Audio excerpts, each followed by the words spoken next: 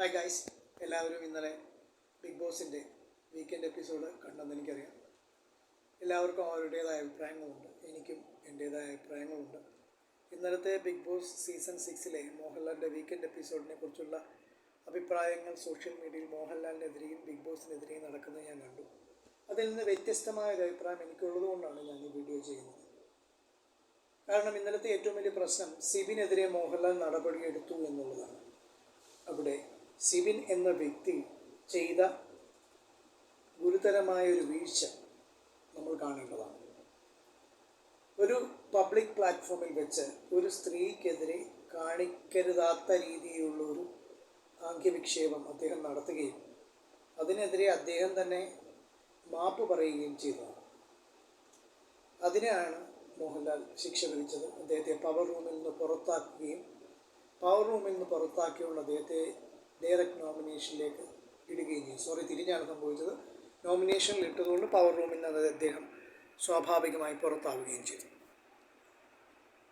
ഇവിടെ അദ്ദേഹം പദപ്രയോഗം നടത്തിയത് ക്ഷമ ചോദിച്ചില്ലേ എന്ന് ചോദിക്കുന്നവരുണ്ടാകാം. അതിനേക്കാൾ പ്രയോഗം നടത്തിയവരില്ലേ എന്ന് ചോദിക്കുന്നവരുണ്ടാകാം. അപ്പോൾ നമ്മൾ കാണേണ്ട ഒരു കാര്യം, അദ്ദേഹം പവർ ടീമിലാണ് ഇപ്പോൾ നിൽക്കുന്നത് എന്നുള്ളതാണ്.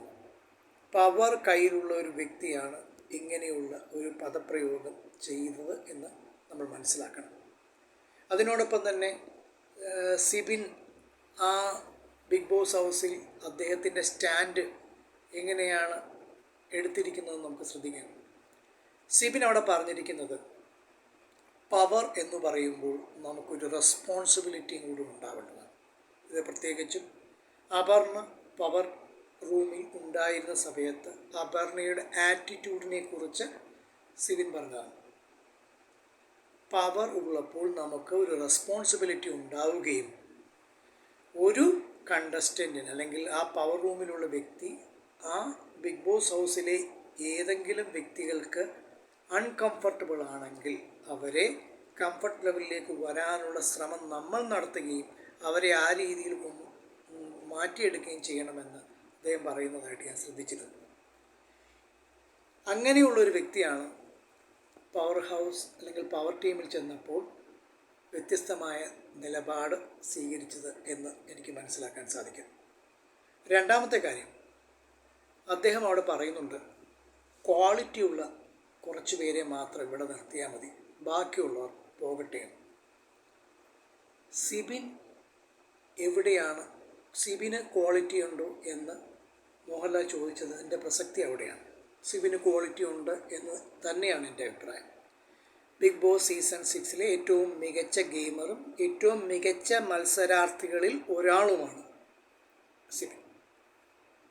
പക്ഷേ അദ്ദേഹം ഇന്നലെ കാണിച്ച അല്ലെങ്കിൽ കഴിഞ്ഞ ദിവസം ജാസ്മിനെതിരെ കാണിച്ച പ്രവൃത്തിയിലൂടെ അദ്ദേഹത്തിനുണ്ടായിരുന്ന ക്വാളിറ്റി അദ്ദേഹം നഷ്ടപ്പെടുത്തി എന്ന് വേണം ഞാൻ മനസ്സിലാക്കുന്നത്.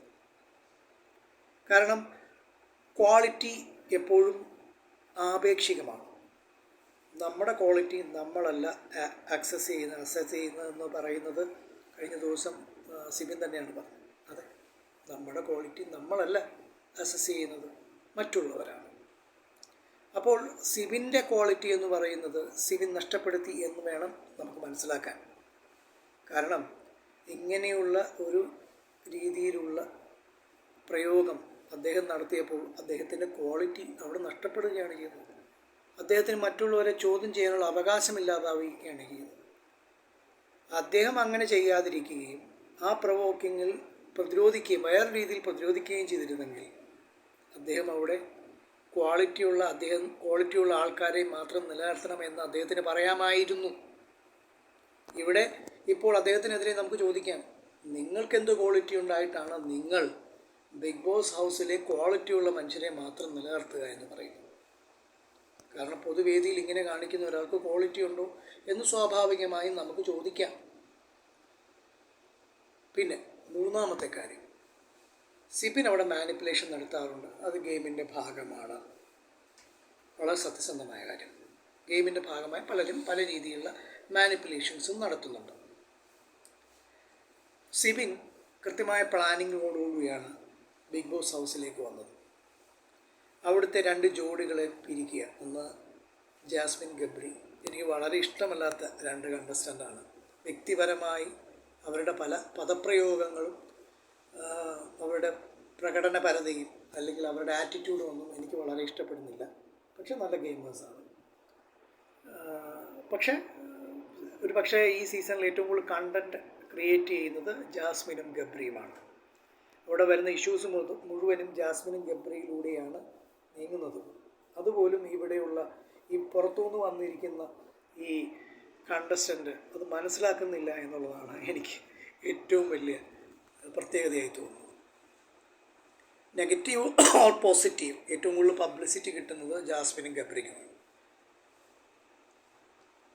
അവിടെ ശ്രീതു, അർജുൻ ഇവർ രണ്ടുപേരുടെ റിലേഷൻഷിപ്പിലും ഒരു ബ്രേക്കപ്പ് ഉണ്ടാക്കാൻ വേണ്ടി സിബിൻ ശ്രമിക്കുന്നുണ്ട്. കാരണം അത് പൂജയിലൂടെ അദ്ദേഹത്തിൻ്റെ ടാക്ടിക്സ് വർക്കൗട്ട് ചെയ്യാൻ അദ്ദേഹം ശ്രമിക്കുകയാണ്. പിന്നിൽ നിന്നാണ് കളിക്കുന്നതെന്ന് നമുക്ക് തോന്നാം. കാരണം അദ്ദേഹത്തിൻ്റെ മറ്റുള്ളവരെ ഇൻഫ്ലുവൻസ് ചെലുത്തി അവരിലൂടെ കാര്യങ്ങൾ ചെയ്യുന്ന ഒരു രീതിയാണ് സിബിനുണ്ട്. ഇത് പലപ്പോഴും അദ്ദേഹത്തിന് ഇനിയും നെഗറ്റീവായി വരാൻ ചാൻസ് ഉണ്ട്. ഇതെൻ്റെ മാത്രം അഭിപ്രായമാണ്. Sibin is A good gamer and good performer and I feel he is one of the best contestant in the Big Boss Season 6. അദ്ദേഹം വളരെ നല്ല കണ്ടസ്റ്റൻ്റാണ്, വളരെ മുമ്പോട്ട് വരികയും ചെയ്യാം. പക്ഷെ ഇന്നലത്തെ എപ്പിസോഡിൽ അദ്ദേഹത്തിനെതിരെ പ്രതികരിച്ചത് എനിക്ക് തെറ്റായിട്ട് തോന്നുന്നില്ല. പക്ഷെ ഒരു കാര്യത്തിൽ എനിക്ക് എൻ്റെ വ്യത്യസ്തമായ അഭിപ്രായമുണ്ട്. ഈ 2 ശിക്ഷകൾക്കും ശേഷം അദ്ദേഹത്തിന് മലത്തി അടിക്കുമെന്ന് പറഞ്ഞതിന് അവിടെ എല്ലാവരും വീണ്ടും ഒരു ശിക്ഷ നൽകി. അത് വേണ്ടായിരുന്നു എന്നാണ് എൻ്റെ അഭിപ്രായം. അതിന് വ്യക്തിപരമായി എനിക്ക് ബിഗ് ബോസിനോടും മോഹൻലാലിനോടും വ്യത്യസ്തമായ അഭിപ്രായമുണ്ട്. അവർക്കറിയാം എനിക്കെൻ്റെ അഭിപ്രായം ഞാൻ വ്യക്തമായിട്ട് പറയുകയാണ്. അത് വേണ്ടായിരുന്നു. ബാക്കിയുള്ളതെല്ലാം വളരെ നല്ലതായിരുന്നു, നല്ല എപ്പിസോഡായിരുന്നു. സിബിൻ നന്നായി കളിക്കുക. സിബിൻ്റെ ഒരു 2ാം ജന്മമാകട്ടെ ഇനിയുള്ള ബിഗ് ബോസ് എപ്പിസോഡുകൾ. അദ്ദേഹത്തിന് നന്നായിട്ട് കളിക്കാൻ കഴിയട്ടെ. ഇങ്ങനെ ഒരു മാനിപ്പുലേറ്റർ എന്ന റോളിൽ നിന്ന് മാറി ഒരു performer and also a good contestant ആയിട്ട് അദ്ദേഹത്തിന് കളിക്കാൻ സാധിക്കട്ടെ എന്ന് ഞാൻ വിശ്വസിക്കുന്നു. And best of luck Sibin. By.